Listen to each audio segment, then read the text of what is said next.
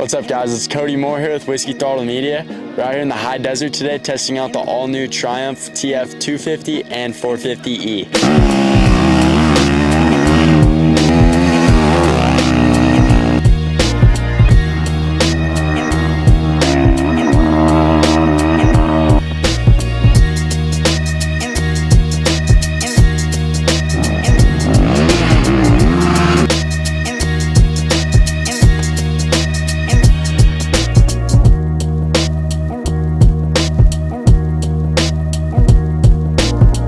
What's going on, guys? Just got back from our day riding out here in the high desert. I was super impressed with the bikes. Haven't gotten rain in forever, so dirt had zero moisture in it, a lot of dust, slippery and everything. Both bikes tracked really well in this dry dirt. The 250, I only rode for one lap, but it's about a 10-mile-ish course, so I still got quite a bit of time on it. Rode the 450 pretty much all day long.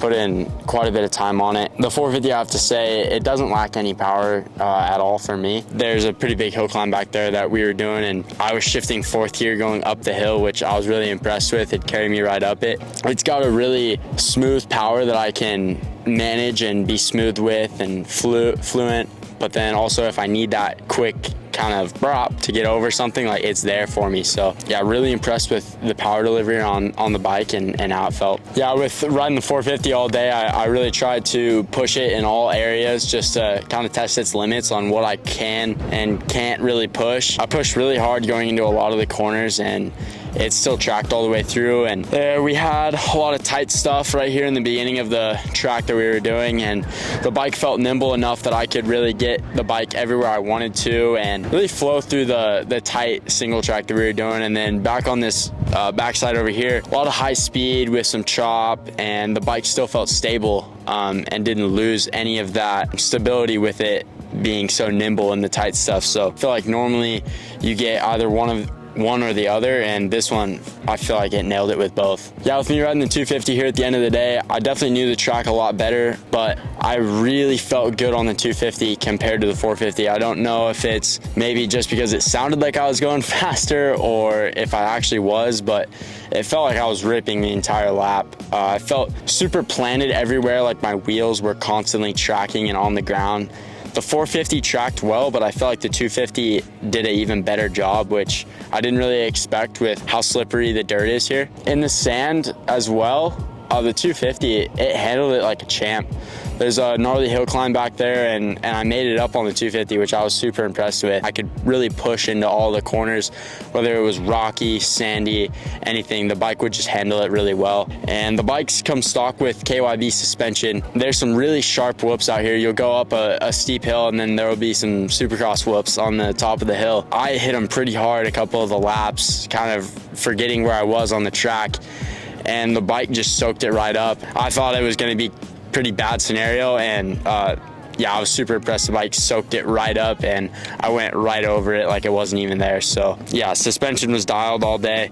Yeah, the Michelin's come stock on the 450 with an 18-inch rear wheel, just like the 250. One thing I noticed though is that this 450 actually comes with a 140 in the rear. Never ran a 140 before, so that's pretty wild. I didn't even notice that. That is a beefy rear tire. With this being a brand new model that Triumph came out with, the swing arm is 20 millimeters longer than your standard motocross version. Comes stock with a 2.2 gallon tank. Yeah, with this frame on the Enduro model being the same as the motocross version, it really gives you that nimble feel that you want, just like the motocross bike. So it doesn't feel quite like a dual sport or something like that, especially with this being a specific Enduro bike. They still wanted to keep that kind of, motocrossy, aggressive, you can ride it however you want really, and the bike will handle well either way.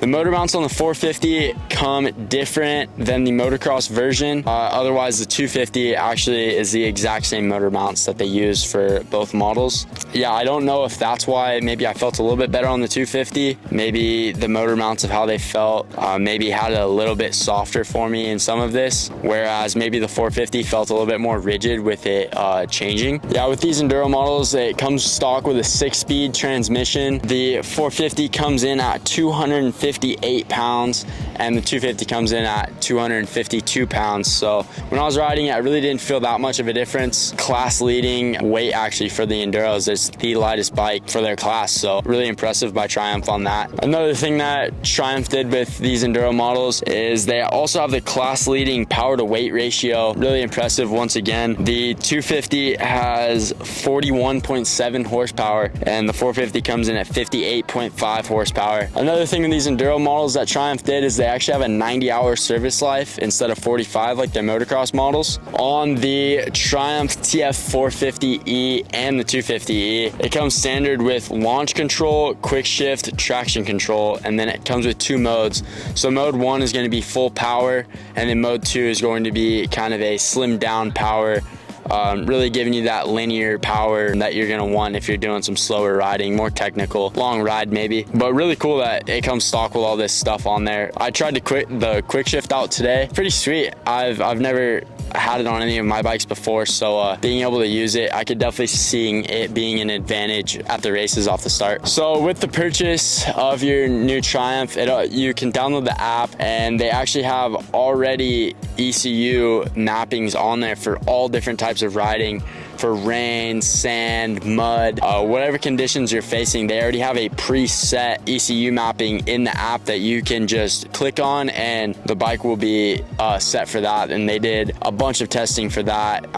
They put these bikes through a lot to make sure that they're going to be reliable in every condition. With that, all the parts that you see on the Triumph are all made in the UK, and they really made sure to express to us about how much time that they put into all of their testing and their parts that they make, and just to really show how much effort that they're putting into these models, motocross and enduro. Another thing on these Triumphs is that they come stock with Brembo brakes and Galfer rotors, so the stopping power is great on these. All day today I'd come in super hot and still have the braking power to be able to make the corners in time, so super impressed about that. Another thing is that they come stock with a 1351 gearing for sprockets, so yeah, you don't lose any of your torque that you want, but you also still have your high speed. It comes stock with a Radiator Fan, so it clicks on every time I'd shut the bike off, I'd hear it, and then it would quickly shut off, so the bike never got overheated. And it's a warm day out here in the high desert, so the bike was working hard. The bike comes stock with some Pro Taper Evo handlebars and ODI half waffle grips, so solid setup up there from stock, honestly. The only thing I did was roll them back. I was good to go. With Triumph wanting the best of the best technology on their bikes, it comes stock with a LED headlight and LED tail light. Coming up top, they actually have a little display here that shows speedometer, neutral light, and a low fuel light, so you'll never run out of gas when you're out there, either at a race or out free riding like we were today. And with that being said, the bike's still not street legal. With Triumph's quick success in racing, I can totally see why. They're putting in a bunch of time and effort into each specific model to make sure that it's the best for their certain type of element that they are planned to be in. Each bike is tested in all different elements, but specific to what they're going to be racing in the most. So these Enduro models, they really put through the test with everything all over the place in Europe. He was talking about all the way in Wales and everything. Triumph already launched some contingencies, so if you're racing your Triumph, you can already get paid actually to end up on the podium, so pretty sweet by them. They launched it super fast, and they're still trying to get into other racing series and programs, so only expecting more and more from Triumph, and definitely think they're here to stay. Big thank you to Triumph for having us out here. Super appreciative of everything they've done. The hospitality was great. They've been taking all kinds of criticism for like little things, and all they want to do is make their bikes better, so I really see a bright future for them, and they love all the feedback that we were giving them, whether it was good, a little bit of bad, whatever. So I can definitely tell they're trying to make all these bikes the best that they possibly can. Thanks for tuning in, and head over to WhiskeyThrottle.com for all of our other shows, videos, merch, anything you guys want, and we'll see you guys next time. If you like this video, please be sure to leave a like, subscribe to the channel, hit the notification bell so you don't miss any of our future videos, comment what you thought, and share it with your friends.